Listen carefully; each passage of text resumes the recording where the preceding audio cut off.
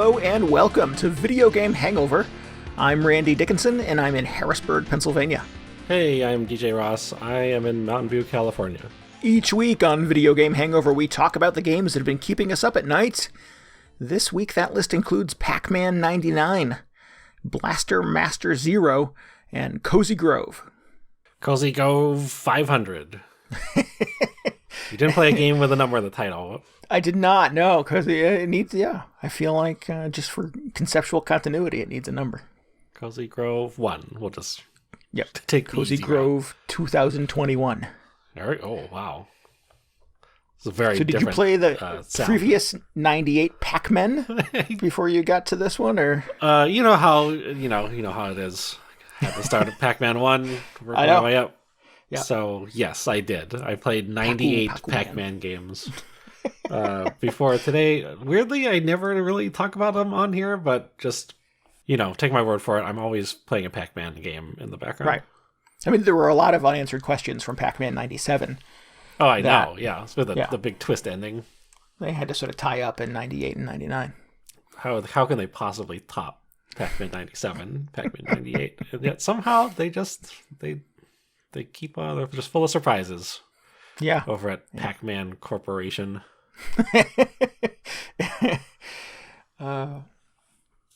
Yeah. No, what would be funny if it was like, they did like a director's cut of Pac-Man 99 and it was, Joss Whedon's Pac-Man 99. Ugh, gross. Yeah, that would be. Is this because of who is it? The Zack Snyder. Zack Snyder's Pac-Man 90, Pac-Man 100. Yeah. No. Gross. You're not up for a 4-hour Pac-Man epic, DJ? No, well, I mean, maybe. Jared Leto is Pac-Man? Maybe. No. Okay, not. I'm out now. Or is Ben Affleck as Pac-Man? Is that better or worse? I don't know. Is that better? No, I don't. Well, it's not better. It's just other. Yeah.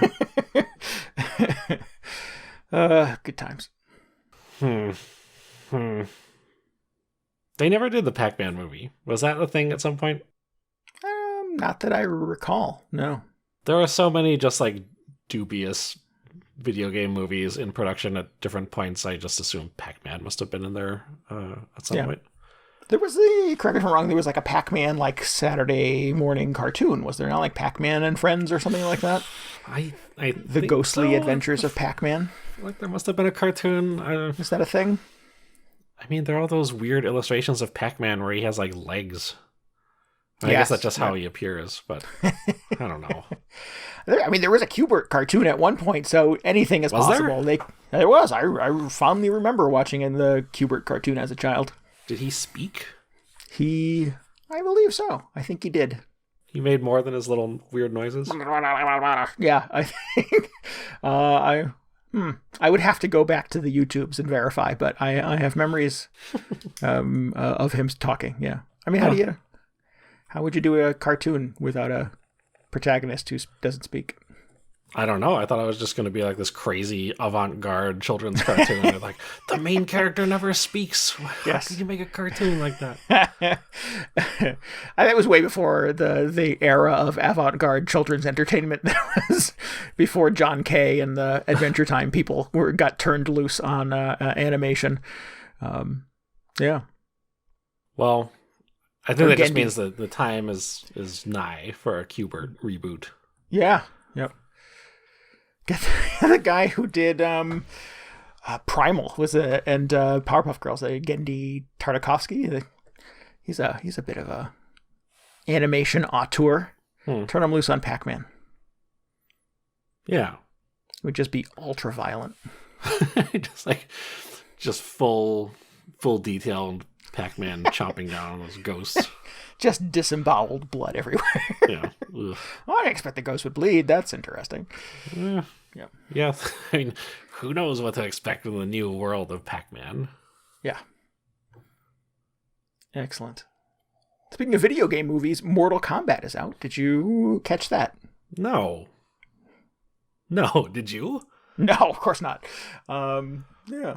I like the early movies as a kid, but it's one of those things that I think maybe I don't need in my life as an adult.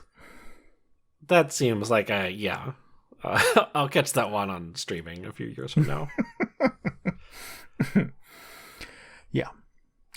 We were watching something on HBO Max this weekend, and it sort of came up in the menu, and Sarah was incredulous. They made a new? I'm like, well, clearly their marketing evaded you. But yes, there is a new Mortal Kombat movie.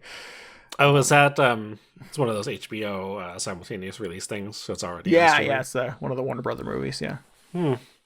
Well, I mean, I still don't have HBO, so that doesn't help me. But I'm like definitely not going to the theater to see that. It is within reach, though. Yeah.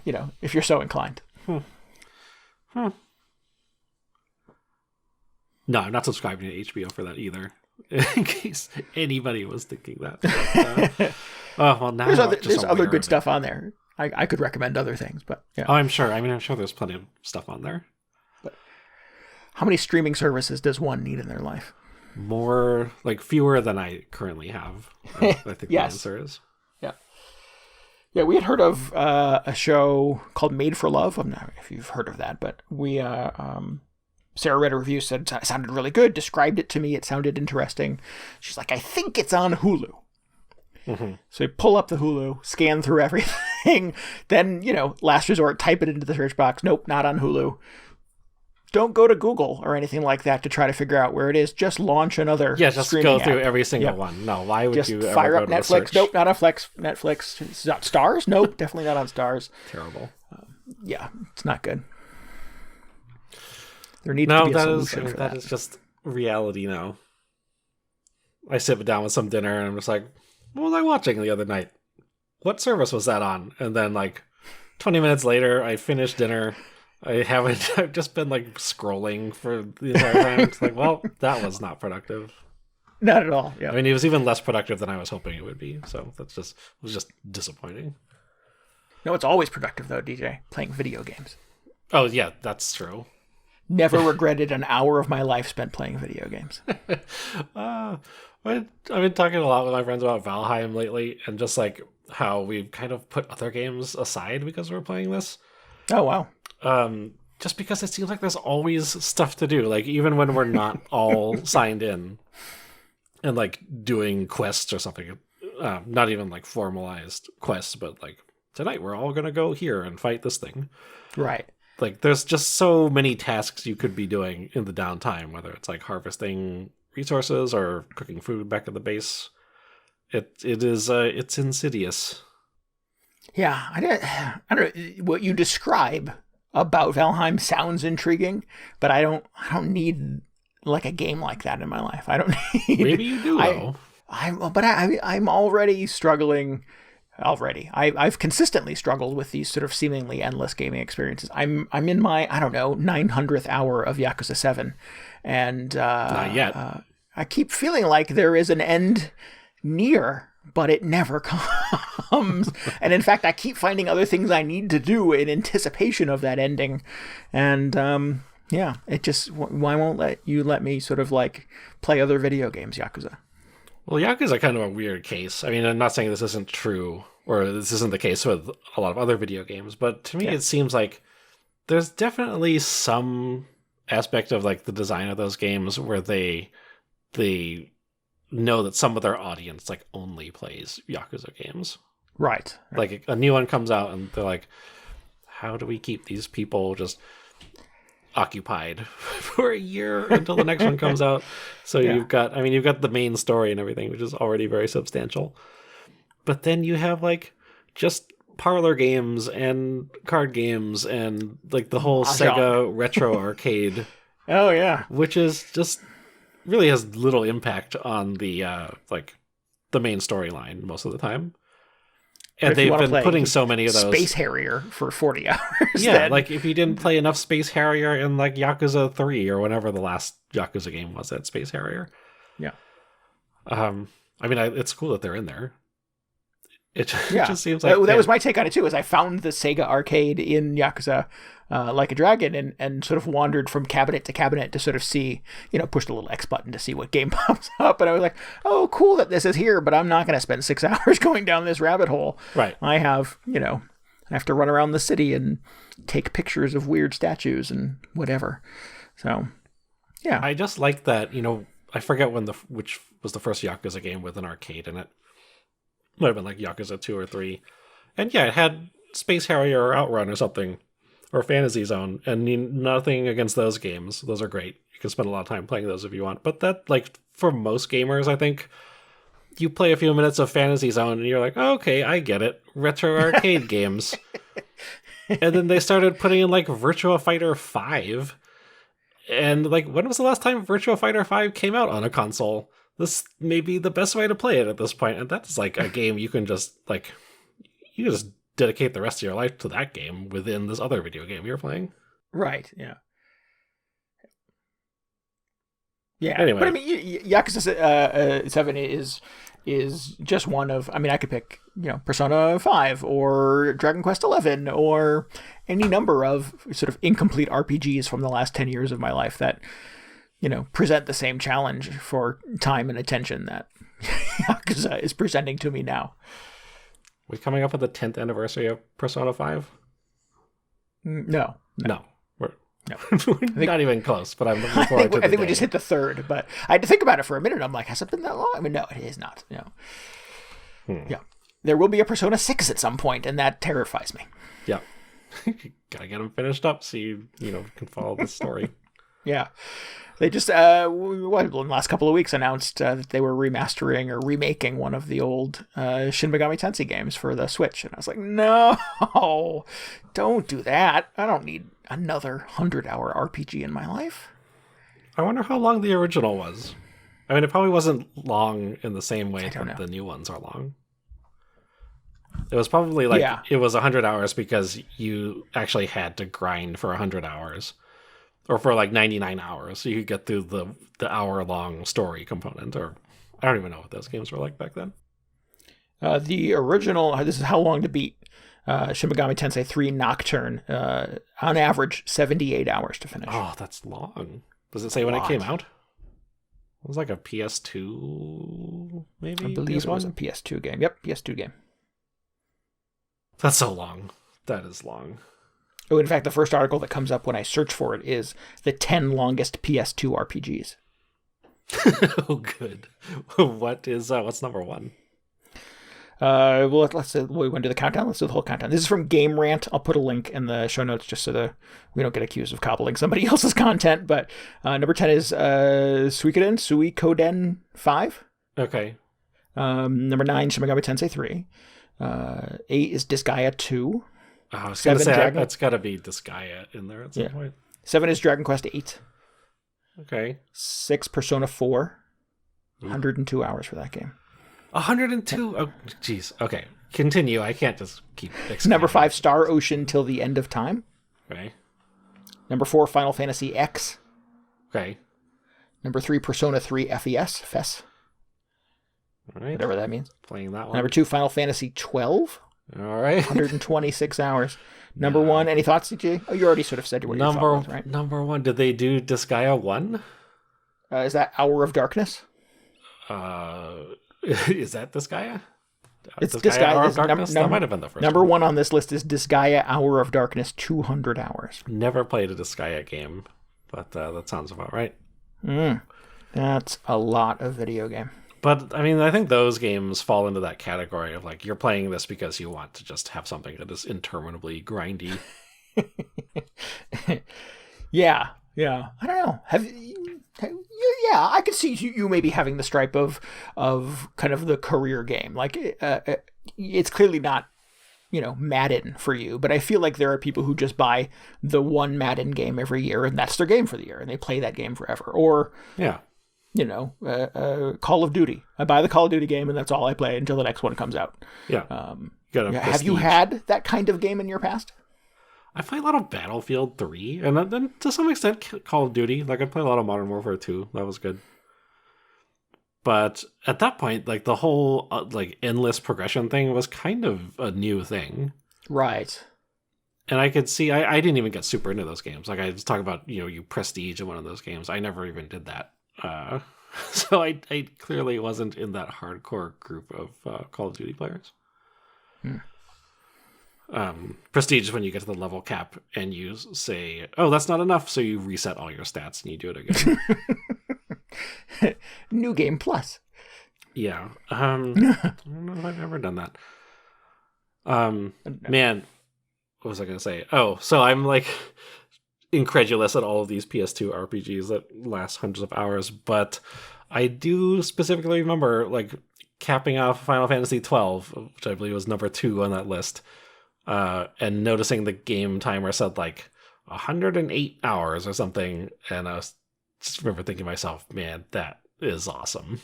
Because I had a lot of fun with that game. But yeah, it's a lot of games. Did you Final Fantasy 12? 12, yeah. Yeah, this says 126 hours. That was a lot of stuff to do in that game. Maybe you missed some stuff. Oh, I definitely missed some stuff. There was a whole list of other stuff that I wanted to do. I just never did. There was some absurd stuff you could do in that game. Yeah. I say this, and I just to sort of call out my own hypocrisy, and I've got 500 and something hours in Animal Crossing, so it's, I guess maybe we all find our thing. It's weird because, in Animal Crossing, though, it's a completely different experience than logging in the Call of Duty and just grinding XP or whatever. Right, yeah, absolutely. I don't know Good time. What my point is. Just imagine, though, if you could, like, chop wood in Animal Crossing, but that whole experience was enjoyable. And that's sort of what Valheim is like. I have prestiged chopping wood in Animal Crossing. No, you gotta, in that you would fill up your whole, like, Nook sticker book or whatever. And then be like, that's it, wipe it. And you get a little gold star in the corner, and then you do it all again. Yeah. But just think, you would have like people who would come to your town and see a little gold star and be like, oh man, this guy, hardcore Animal Crossing player. Yeah. No, I see the people on Reddit who, I was, bored at my 800th hour on Animal Crossing, so I just wiped everything and started over with a new island. Yeah, I can't imagine. Oh, God, no. That's as much as, the whole sort of day-to-day drudgery gets to me at some point. I just can't imagine going back to living in a tent and not having any furniture. That's, hard to imagine.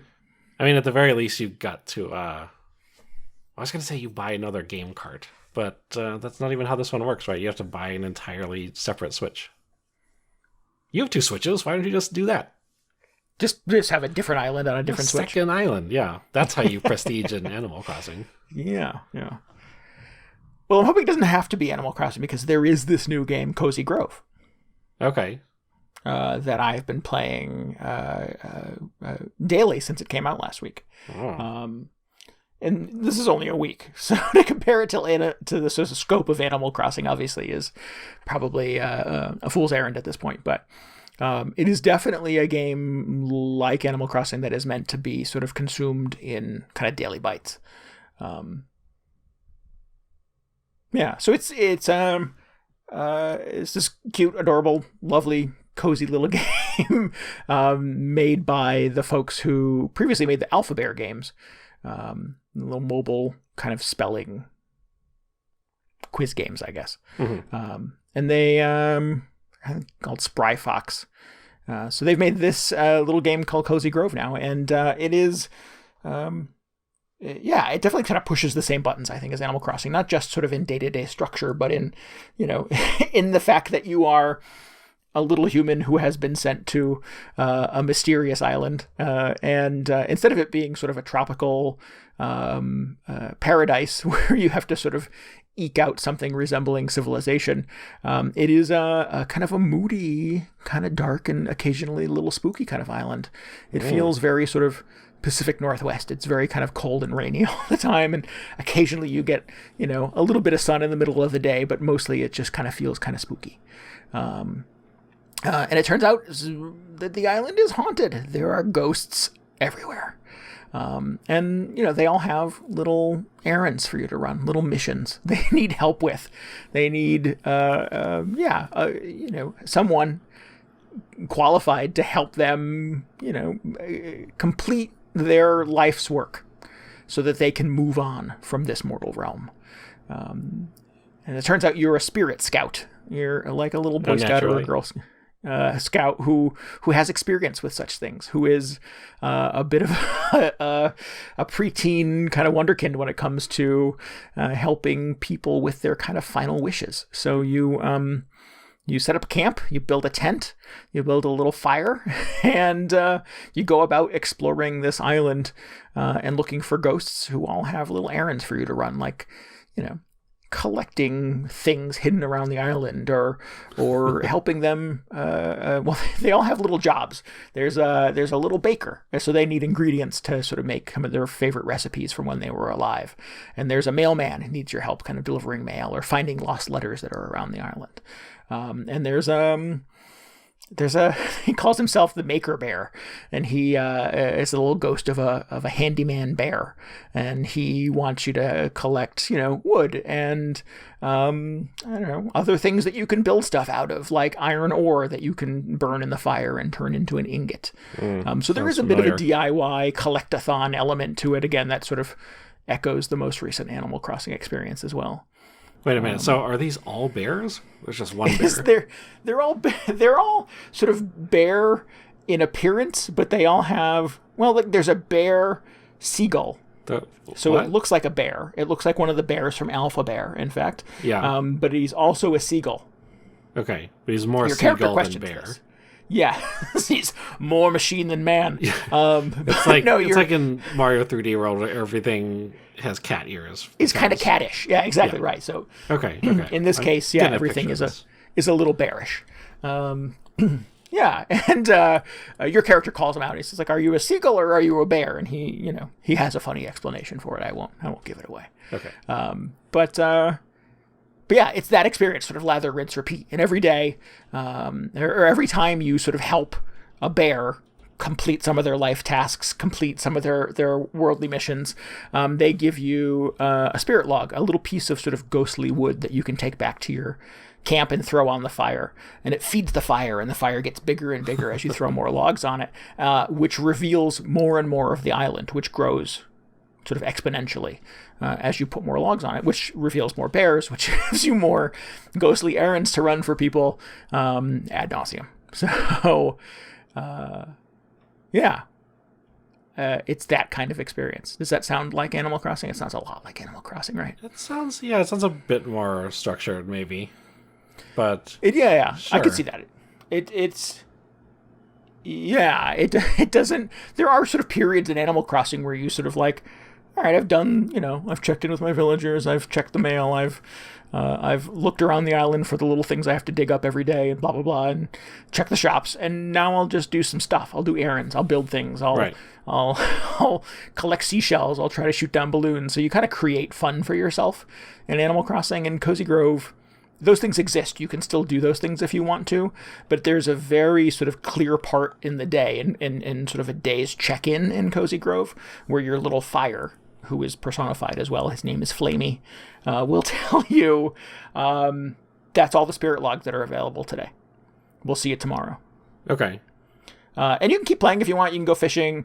There's a fishing minigame, of course. You can collect seashells.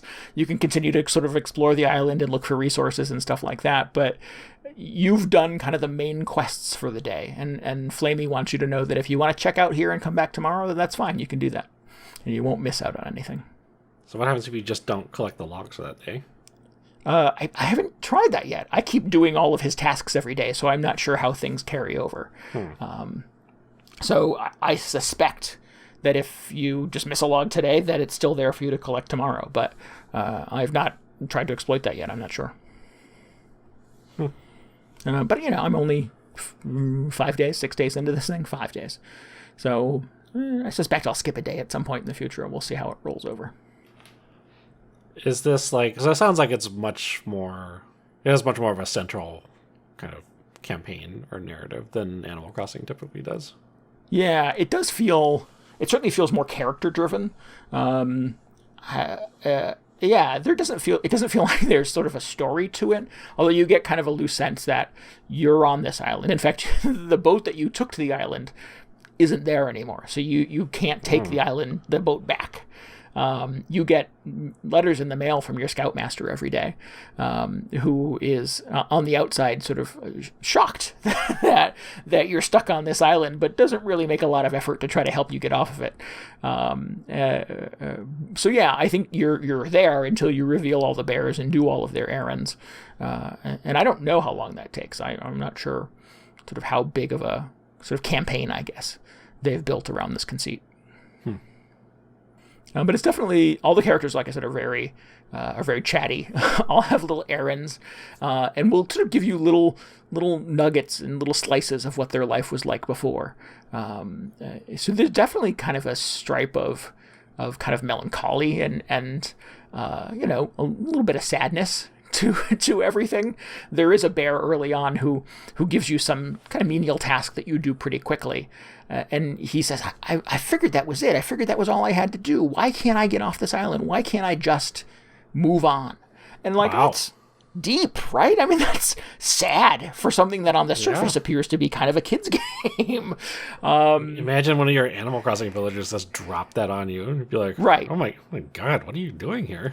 Yeah. Every now and then those Animal Crossing villagers are like, I'm going to move away. And you're like, no, you're not. You're here as long as I'm here. The mission in Cozy Groves appears to be helping them move on, despite your attachment to them, despite sort of your growing friendship with them every day. On the second and third day when you check in, they're like, hey, you're the only real person on this island. I'm so happy to see you and to get to talk to you. And that's kind of sad too, right? I'm like, again, there's a whole kind of, I don't know, a current of kind of melancholia to this thing that just does not exist. There's a flavor to this that doesn't exist in the characterizations, the slight characterizations that are in Animal Crossing. Mm-hmm. So I like that. I mean, it kind of pushes buttons. I'm a moody dude. I contain multitudes. So I kind of like games that kind of embrace death and afterlife in a unique and still kind of positive way. Oh man, what if they just did? I mean, they'll never just do an expansion pack to Animal Crossing, but what if they did one like the next Animal Crossing is just the spooky one? The one after is like the Japanese themed one, to take a page out of Monster Hunter's book.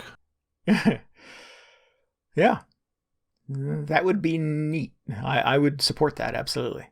I so wish they would just put out expansion packs every few months, because they could just tack on weird stuff like that. But be a little more experimental. Animal Crossing, yeah. I wish for that for a lot of games. They're shutting down. This is a weird detour, but it sort of echoes something you said. They're shutting down the PS3 and PSP and Vita web stores this summer. Mm-hmm. And we've been talking in our Discord about, what are some of the games that are on these devices that I should get now while I have the chance before the store goes away. And one of the little add-ons that somebody in the Discord recommended was this sort of Halloween-themed add-on for one of the Infamous games. I think it was called Festival of Blood or something like that. And I played this. I remember this coming out for Infamous, and it was sort of the Halloween pack that added on to the game, and it made the whole city kind of dark and spooky at night, and there were vampires and monsters everywhere. And I'm like, why don't games do stuff like that anymore? I remember Red Dead Redemption having the really cool kind of Halloween undead pack where like zombies would come out of the ground. There was like waves of monsters that you and your friends could fight with your old timey Wild West weapons. And I'm like, that stuff's really fun. They should do more unusual and bizarro, creepy add-on things. Not just creepy, just bizarro add-on things, unusual, unexpected add-on things for video games more often. Oh, there's an Easter event in Final Fantasy this week. You could join in just in time. Zipper T Bunny wants me to collect some eggs, huh? No. Oh, no, I forgot about that guy. Yeah. But I guess, as I'm saying this, I sort of think, I know like Destiny did a Halloween event, so there must be, sort of in the MMO world, these things are more prevalent, right? Sure. I mean, I get where you're going with this. I just feel like you're right. We see less sort of, or fewer DLC expansions like that in general now, because a lot of things just feel like they're either going to be a live service or they're going to release, like, I don't know what it would be, like a couple mission packs after launch at this point. Yeah. I don't even know what game does that. Everything is just, stay subscribed for a few months and maybe some new characters will appear. Maybe we'll get some new costumes. Well, that thing we were talking about earlier, where it's just this sort of effort to keep you playing this video game for as long as humanly possible. But anyways, admiring Cozy Grove. I'm having a good time with it. I'm playing it simultaneously with continuing to check in on Animal Crossing every day. But I like that Cozy Grove doesn't sort of embrace that kind of aimlessness that Animal Crossing has, that it feels like to the fact that it even sort of gives you a character that says, all right, that's kind of everything you can do for today. If you want to come back tomorrow in a roundabout kind of way, you didn't miss anything. And Animal Crossing doesn't really ever give you that clue. Animal Crossing would love to keep you kind of running around the island and doing stuff, I think, as long as humanly possible. I kind of like that, though, because you have to figure it out for yourself. I mean, and sure. It's not like it's totally fine to just keep running around the island if you want. Oh, totally. But, at some point you have to realize, I just haven't been doing anything. Or this is no longer enjoyable to me, just running in circles, catching the same fish over and over.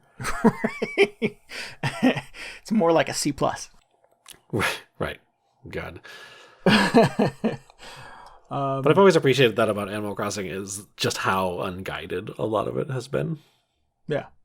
I'm not sure how I feel about this, log in every day and get 3 logs or whatever. Sorry, I didn't mean to just double up on the logs there. But that feels like...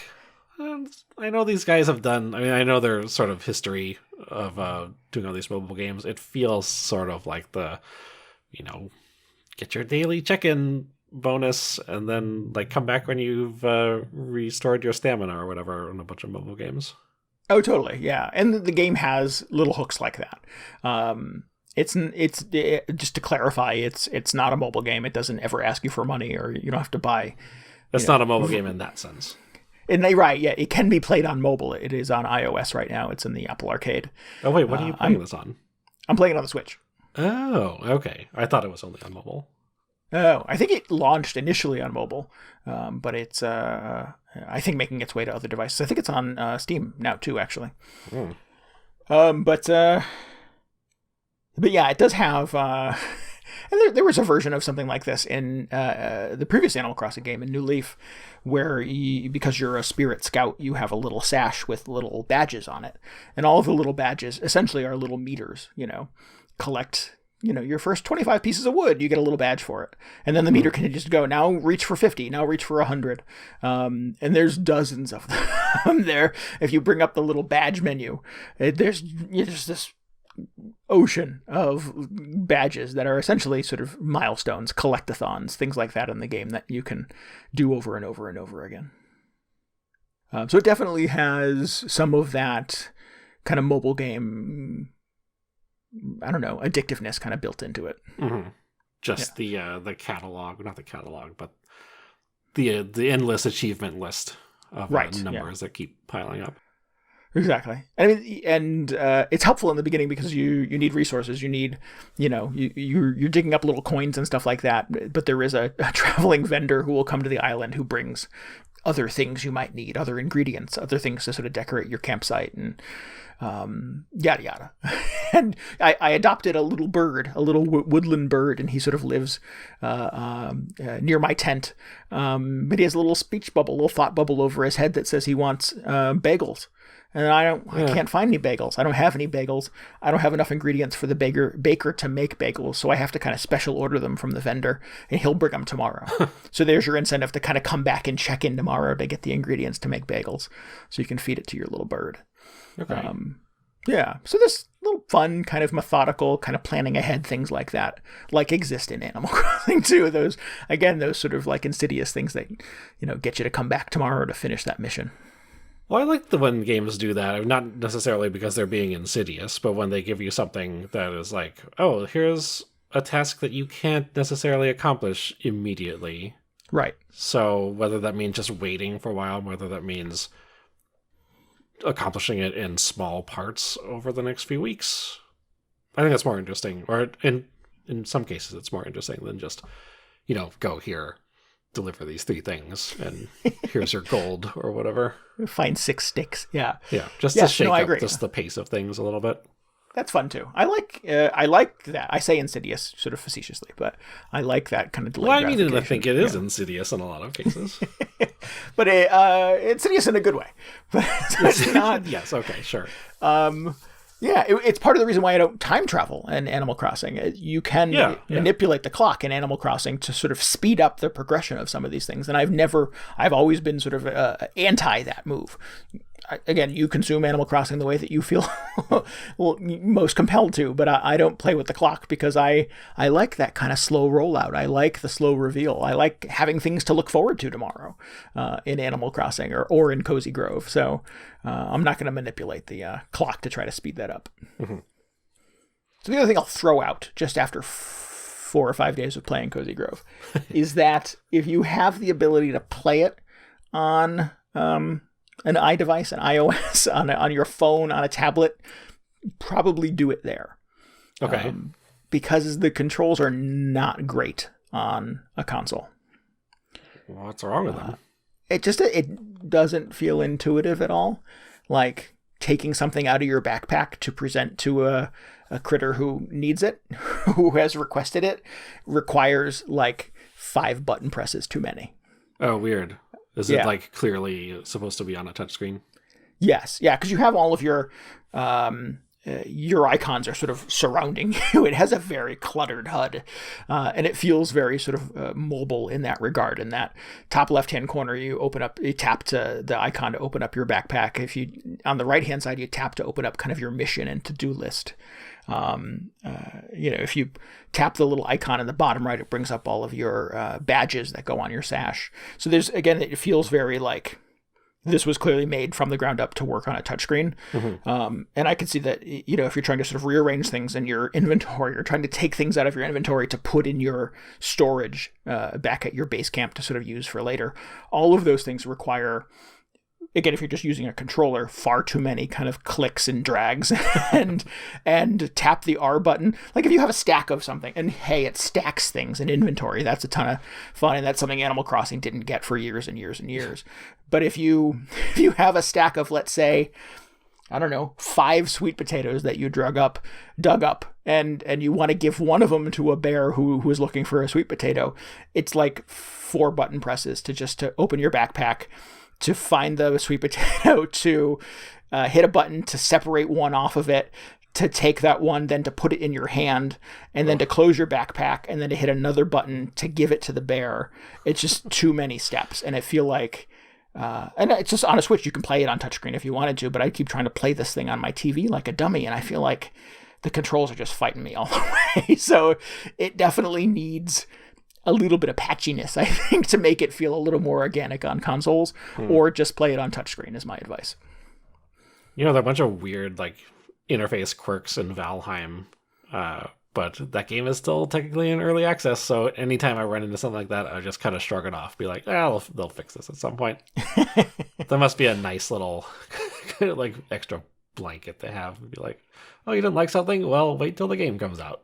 Wait till tomorrow. Yeah, exactly. So I think Spryfox the developer is sort of planning, obviously, kind of a long-term experience here. So I suspect things like that, quirks and oddities like that, it's the same as not in early access. It's done, according to the developer. But it, I think like games like it will continue to evolve a little bit, and hopefully someone is working hard on kind of usability and accessibility at a console level. That would be nice. Yeah, have they put out a game on console before? I don't know. The Alpha Bear games are not on consoles. Those are all mobile. But they've done a few other things too, but I guess I don't know it well enough to be able to say. All of their stuff just feels like like it was made for mobile. They're like all kind of these word-based puzzle games. So I was kind of surprised. I didn't expect this to be on console at all, but that's cool. Yeah. Again, when I sort of read that they were making a console game and not making kind of another Alpha Bear game, I was a little surprised by that too. That's fine. They can take a break from Alpha Bear for a while. Oh, totally. There are 3 other Alpha Bear games, so there's plenty of Alpha Bear out there. Let's see. They've got a couple. There's a game called Road Not Taken. What is this on? Single player video game, Android, Mac OS. So yeah, it looks like a lot of mobile games. Road Not Taken sounds familiar. Oh yeah, no, I actually played that on Steam a little bit. That was cool. Oh really? Yeah. So Triple Town. I think that was mobile as well. Android, Windows. Oh, it's on Windows. iOS. Fire OS. I don't know what that is. The Amazon thing. Oh, is that? You can play it on Amazon tablets. So yeah, this might be their first game on a Nintendo console at the very least. Well, I'm back on Apple Arcade for, I don't know why, but it's on there, so maybe I'll check it out. Yeah. Why not? Why wouldn't I? It's fun. I will continue to update as I continue to check in on it daily. Cool. I look forward to hearing your update a year from now when you're just inexplicably still playing this game. when my grove is not so cozy anymore, when it's just jam-packed full of chatty ghosts. Yeah. Well, so I didn't play this, but I snuck in some time to play Pac-Man 99. Cool. I played some of that too. Oh, good. Just, deleted Mario 35 off of my Switch because that is worthless now. Yep. Immediately just threw this in the gap, I guess. I don't know if this The year of Mario is over. Sense. The year of Pac-Man has begun. The year of Pac-Man, yeah, apparently. I don't know. So this was kind of unexpected, but it's so what is this, the DJ? latest. Explain this to people. What is it? I wouldn't have previously said oh yes, the series of Battle Royale games for the Nintendo Switch. I didn't even make that connection between not Mario, Tetris 99 to Mario 35. There's just going to be tons of these things now. But apparently there's going to be tons of these now, yeah. There's one more, and this time around it's Pac-Man. So in collaboration with Bandai Namco, we've got Pac-Man Battle Royale, which is just another one of those things kind of like Tetris. If you just said they're making a Tetris 99, a Tetris Battle Royale, you just think, well, that's silly. That's just, trying to cash in on the Battle Royale trend. But in Tetris 99's case, it actually worked really well.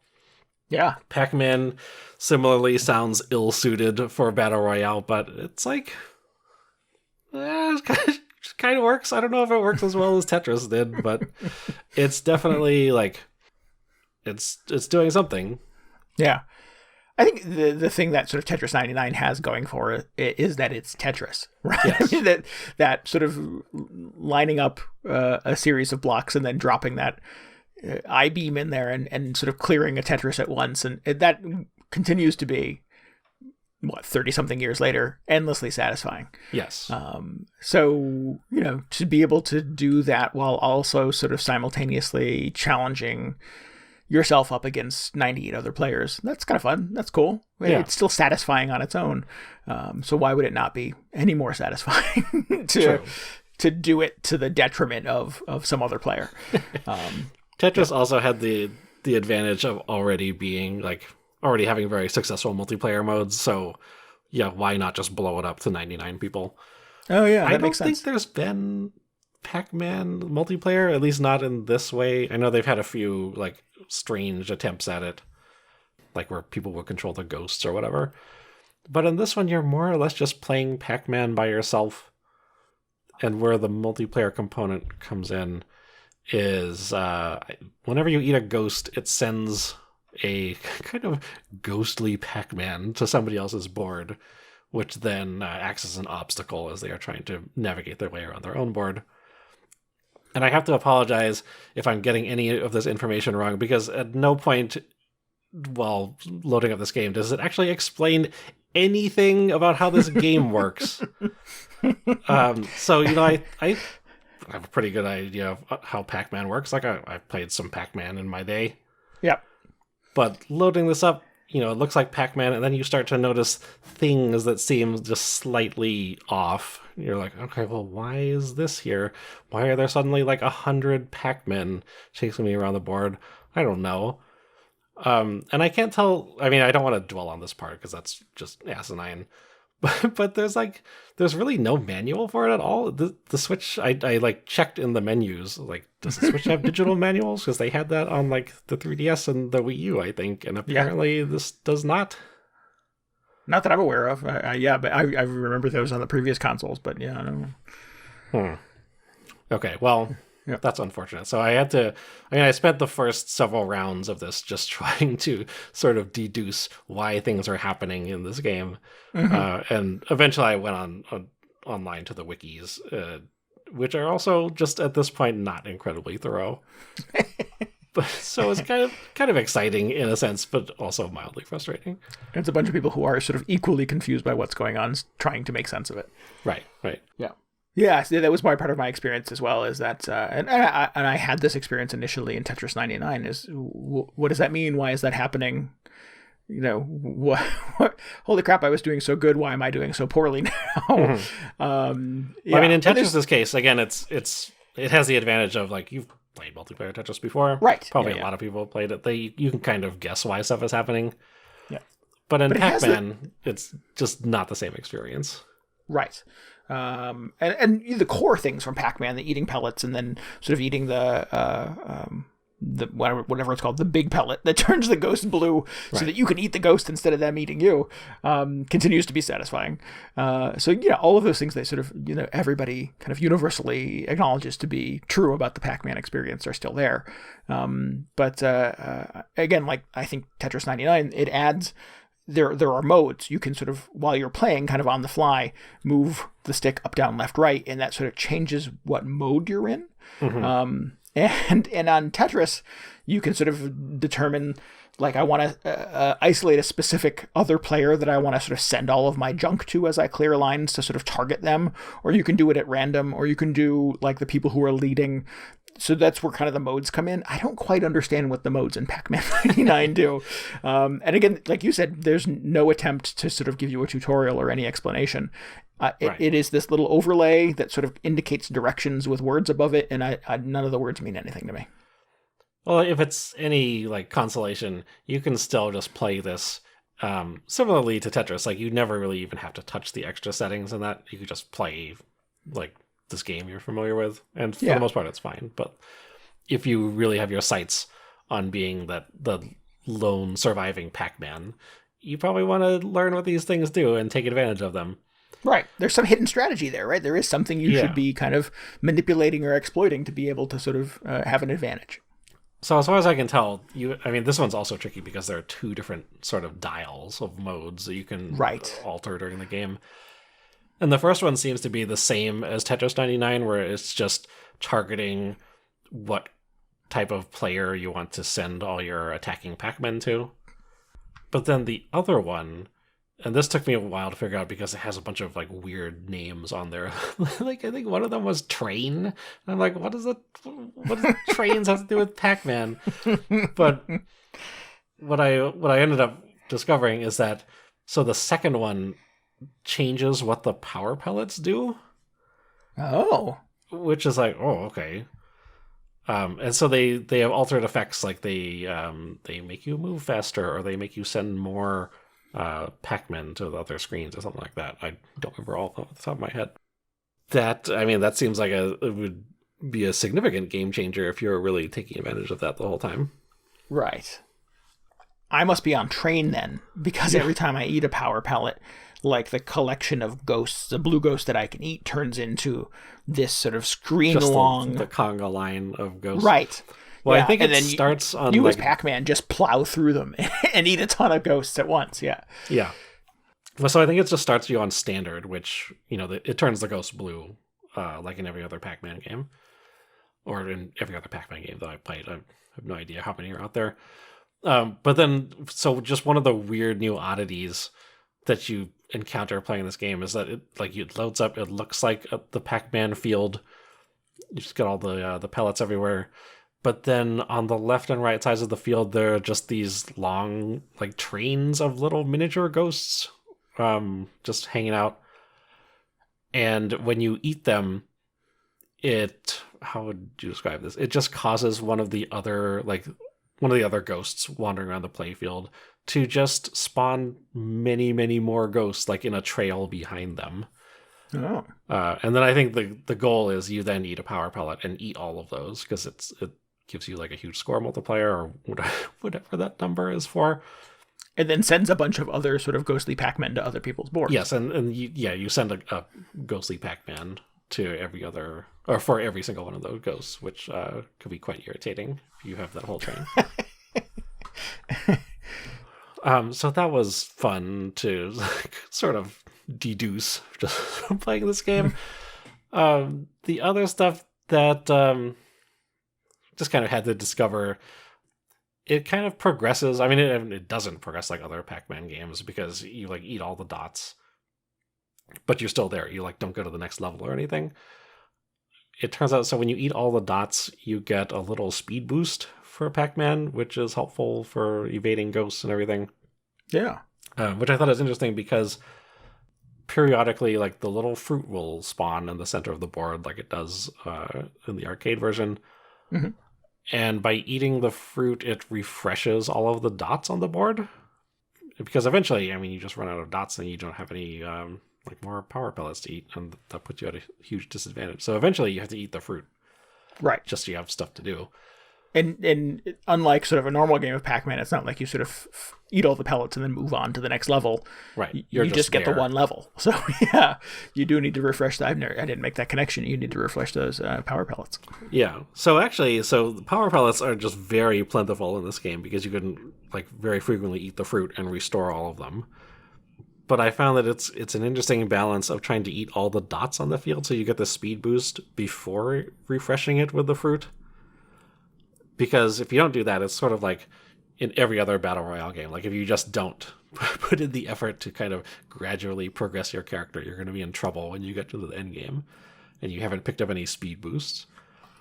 So that was an interesting little wrinkle, and I don't know if that is like how you typically play Pac-Man. I mean, obviously you try and get every single dot, but the first time I loaded this up and I realized I could just regenerate the power pellets, I was so excited. I was just like, that's all I'm going to do. I'm just going to hang out in this corner, eat the thing, and then eat all the ghosts and respawn everything.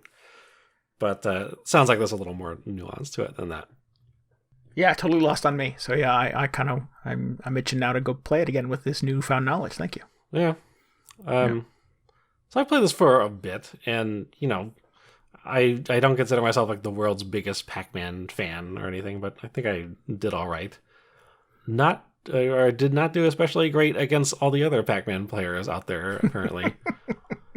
Because I spent most of the time kind of on the lower end of the leaderboard. I think maybe once I made it into the top 10 or 20. But wow.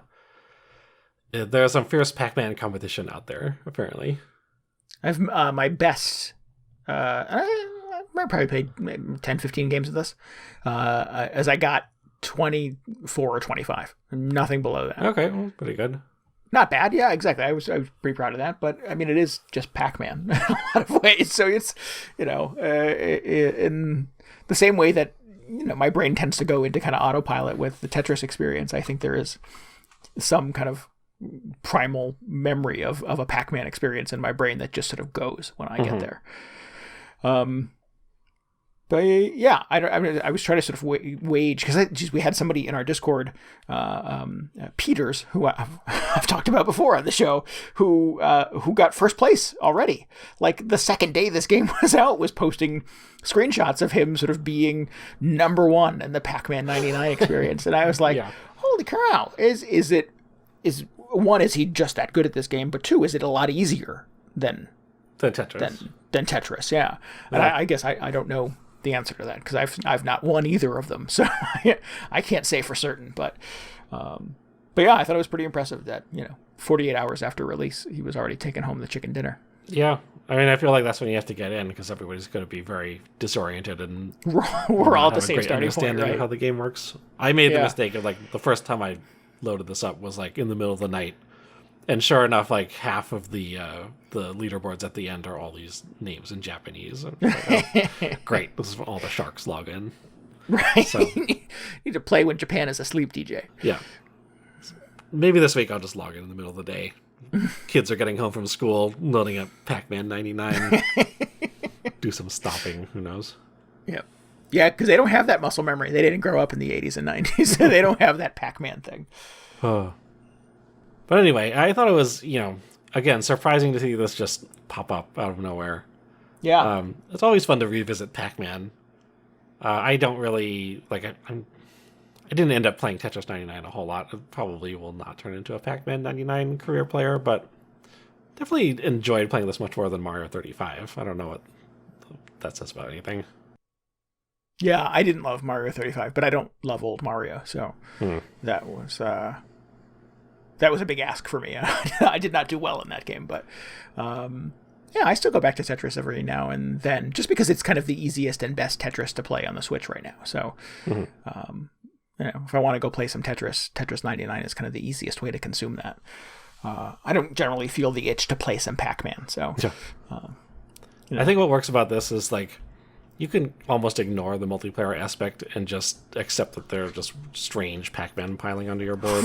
Exactly. For whatever reason, you're still just playing Pac-Man on some level over and over again.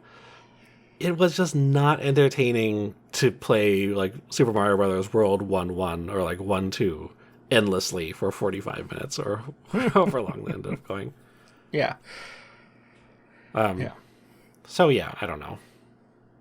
I don't know what my point is. Pac-Man 99. Do you have other games that you think would lend themselves well to this 99 kind of thing that's happening now? Are there other kind of classic games that you feel deserve the 99 treatment? It does seem like it's just now that we know that they're making more of these things, everybody's going to be asking well, what's the next one? And at this point, I don't know what that is. I feel like it's probably going to be some other arcade game that kind of stands up on its own single player.